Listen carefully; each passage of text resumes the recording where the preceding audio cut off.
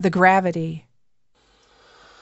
Okay, here we go. Tuesday the 15th of January 2008. Hope you're all doing exceptionally well. I am doing fantastic, and I'll tell you why. Maybe in this episode, maybe in the next one.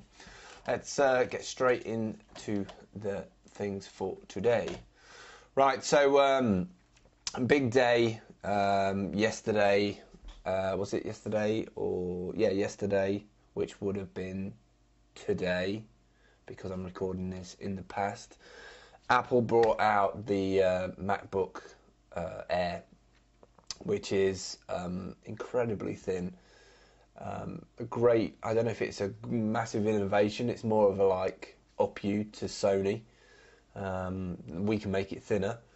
I like the idea of the little flip down, little USB in that. One USB though, I don't know, seems a bit fiddly, the whole thing really. Ultra portable, yeah, I like all that.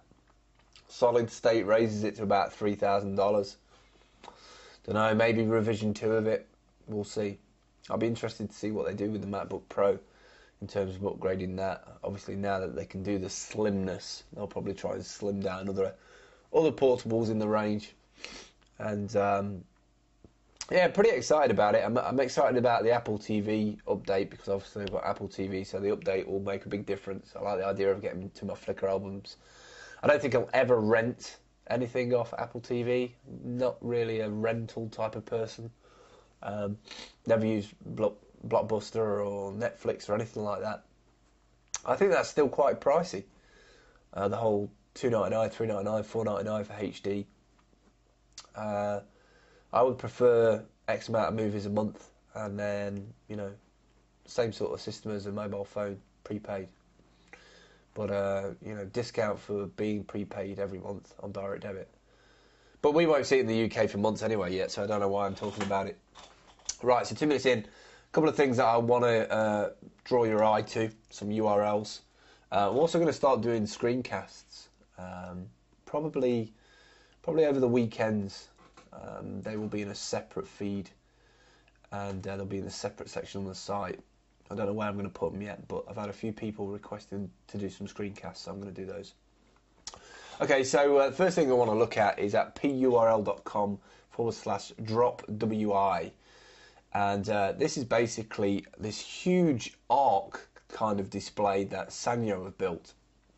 And you've just got to go to this site. You've got to go and have a look at this link. This is just a work of art. It really is. World's most stunning solar building.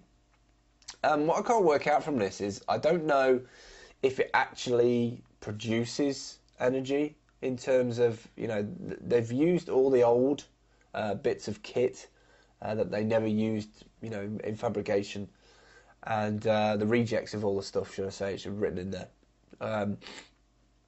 Even more outstanding is the fact that most of the monocrystals were factory rejects headed to the scrap pile. Impressive 630 kilowatt solar collecting building. So it does collect. That boasts over 5,000 solar panels and kicks off over 50,000 kilowatts of energy per year, which is huge. But more than anything, you have to go and see this thing. You have to go to this site and have a look at this monolith of this. It's almost like a Bose speaker. If you scroll down to 3 images down, you've got this huge road going into Sanyo, and you've got this huge, what looks like a Bose speaker at the end. Really beautiful piece of architecture, and called the Solar Arc. So definitely go and check that out. Really, really cool use of solar and design linked together. And if more people did that, it'd be great if this thing could move. It's sort of like James Bond style. He moved to wherever the sun went with it and collected it. I doubt it does that, but I doubt it needs to with the sheer size of it. So seeing as I was on a bit of an eco thing, I started looking around for eco stuff, and came across this other site. Because with my freelance job, I only actually work probably about 5 minutes away from here in the car. And so with this old eco thing that I'm on, trying to save money, not just trying to save money, trying to feel good about the fact that I'm doing something about it as well. It's not just about the money. I've realised that. It was originally, it was like, I'm going to save some money. But now it's about the fact that we should do our bit. If we can do our bit, we should do our bit. We've took liberties for so long that we didn't realise those liberties on some things, obviously. But we have been quite, wasteful in terms of how we use energy and power. And although I was brought up to turn lights off and stuff, that's not really enough. Sorry, I've got a bit of a cold again. I don't know why. Hopefully tomorrow it would have cleared up. Anyway, Zippy Bikes, ZIPPEBIKES.com, zippybikes.com. They have this electric scooter, and it's much cheaper than other ones out there. You can basically pick one of these up for under £1,000, helmet and everything else. But I have a real problem with this Zippy bike. This thing can only do 12 miles per hour. And, I could probably run 3 or 4 miles an hour. I don't want to be, even though it's only 5 minutes away from here, I don't want to be stuck on this bike, I don't even know if it makes a noise because it's electric, which is even more freaky because I suppose you'd be checking yourself to see if you're actually moving at all. But 12 miles an hour, not really doing it for me. They go into saying, in comparison to these other bikes, the prices and whatever, yeah, that's all well and good, but all these other bikes do about 25 to 30 to 40 miles an hour. I do like this bike though. I like it because, insurance, you don't have to have any insurance, you don't have to have any tax. You can recharge it in about 5 or 6 hours, and it uses as much power to recharge as a mobile phone. I like that. I just don't know if I could cope with 12 mile an hour. Or I don't know if I could cope with people pipping me at 12 mile an hour. I think that's more to the point. But check that out anyway, zippybikes.com. I'll put it in the timeline afterwards. And to give you another example of a similar bike, ecomoped.com. They do one for $14.50, which is maximum speed less than 37 miles an hour. So you're looking at about 30, 35, which, electric bike, I'm quite happy with that. Mileage per charge, 30 miles. So that's pretty good, really.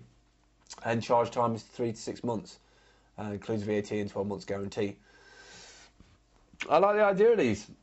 I do like the idea of these. When you sort of weigh up the costs of what I use it for, I can pull it into the house at night and just blast off up there in the morning.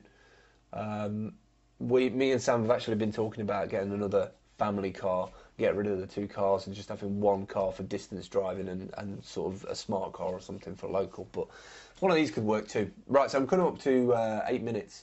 So I'm quickly going to rattle off the other 2. This is a great little site, and I'm going to give props to the web design company who did it as well afterwards. Even though I am a web developer, I'm still going to give them props. This is Ugly Cars. Turn the music down. This is uglycars.biz, and they're a taxi company, and they've got this beautifully designed flash site. And even though it's quite scary that when the car goes on the right hand side, it goes on the opposite side of the road, you have to go and check out this site. For a taxi driver company, this is the best. Uglycars.biz. So go and check that out, uglycars.biz, and that's done by pixeldesignstudio.co.uk, which is a design company based in Sussex. And they did a great job with that. Another thing I want to quickly bring up before I shut down on this, I've got a minute and a half left to go, is DreamHost decided to send out a billing to all of its customers to say that it's rebilling them for this year and next year to everybody's credit cards. And it caused a big hoo-ha. Go and check it out. I'll put it in the timeline, dreamhoststatus.com/2008/01 15 billing-issues. I'll put a little PURL in there at some point. They had 1,216 comments on their blog about this. Big thing, probably upset a lot of people. Was it a hack? Was it a mistake? Who knows? You be the judge of that.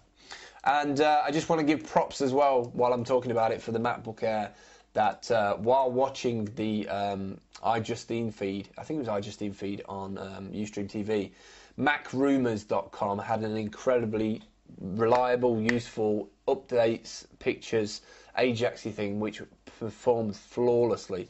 So I just want to give big props out to MacRumors.com. You did an excellent job. And that's it, really. I have a few opinions about the time capsule I was going to talk about and the iPhone updates, but we're running out of time. We've got 20 seconds left. So keep watching Social Ninja TV.